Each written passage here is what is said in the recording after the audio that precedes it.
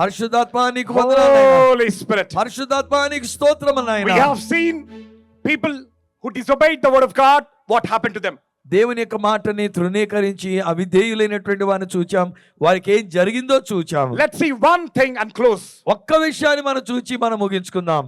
Hallelujah. హల్లెలూయా, Hallelujah. హల్లెలూయా, Hallelujah. హల్లెలూయా, Hallelujah. హల్లెలూయా. Jesus. యేసు, Jesus. యేసు. Say Jesus. చెప్పండి యేసు. If you disobey God, మీరు ఒకవేళ దేవుని యొక్క మాటకి అవిధేయులై ఉంటే you will have spiritual problems. మీకు ఆత్మీయమైనటువంటి సమస్యలు ఎదురవుతూ You will ఉంటాయి. have emotional problems. అలాగనే భావోద్రేకాల్లో సమస్యలు ఎదురవుతూ ఉంటాయి. You cannot grow spiritually. Spiritual గా నీవు ఎదగలేవు. You cannot live properly. సరైన జీవితాన్ని జీవించలేవు. You cannot discern the God's voice. దేవుని యొక్క స్వరాన్ని నీవు అర్థం చేసుకోలేవు. You will be feeling very frustrated. చాలా నలిగిపోయినట్టు అనిపిస్తూ ఉంటది. Same like King Saul. సౌలు వలె You will be frustrated చాలా నలిగిపోతూ ఉంటావు. and you will live in fear. భయముతో జీవిస్తూ You ఉంటావు. will live in confusion. గలిబిలితో ఉంటూ ఉంటావు. You don't know what to do. ఏ చేయాలో తోచదు. You will always be confused. ఎప్పుడు కూడా గలిబిలి. You will have so many health issues. అనేకమైన ఆరోగ్య సమస్యలు ఉంటూ ఉన్నాయి. You will spend all your money to doctors. నీ డబ్బులంతా డాక్టర్లకే ఖర్చు పెడుతూ ఉంటావు. You will never live peacefully. సమాధానంగా నువ్వు ఎప్పటికీ జీవించలేవు. దేవుని you మాట disobey వినకపోతే, దేవుని మాట వినకపోతే You will have barriers in your life. అలానే నీ జీవితంలో అడ్డంకులు ఎదురవుతూ You ఉంటాయి. cannot do one job properly. ఒక్క ఉద్యోగాన్ని కూడా సరిగా నువ్వు చేసుకోలేవు.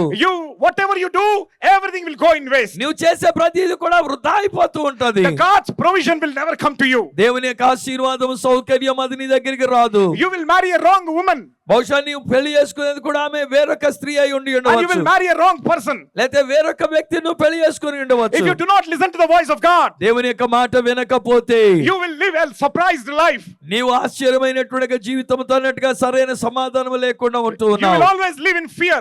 ఎప్పుడు భయంతో ఉంటూ ఉన్నావు. You will always be worried about your life. నువ్వెప్పుడు కూడా నీ జీవితాన్ని గురించి చింతిస్తూ ఉంటావు. Anxiety take over you. అనేకమైన ఒత్తిళ్లు నిన్ను పట్టి పీడిస్తూ ఉంటాయి. Loss of properties will take place. అలాగే నీ ఆస్తులు పోగొట్టుకుంటూ ఉన్నావు. Loss of gold will take place. డబ్బును బంగారాన్ని పోగొట్టుకుంటూ You ఉన్నావు. will have heart attacks.